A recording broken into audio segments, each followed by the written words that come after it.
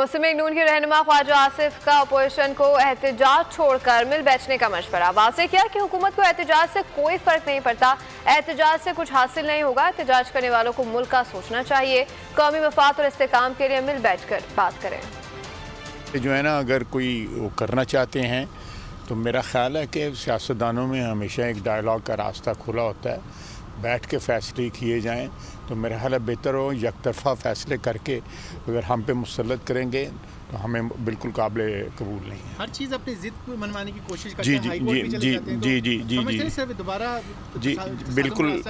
बिल्कुल जी, अगर वो तसादम का रास्ता इख्तियार करना चाहते हैं, क्यास का रास्ता जो है ना वो इख्तियार करना चाहते हैं, अफरा तफरी और फितना फैलाना चाहते हैं, हम उसमें उनके जो है ना वो टूल नहीं बनना चाहते। जो है किसी किस्म के उनके फ़ैसलों को अपने ऊपर जो है लागू करके फ़ैसले अगर उन्होंने करने हैं जमहूरियत के मफाद के लिए, मुल्क के मफाद के लिए, आम आदमी के मफाद के लिए अगर वो करना चाहते हैं। सब्सक्राइब करें और बेल दबाएं ताकि कोई खबर रह न जाए।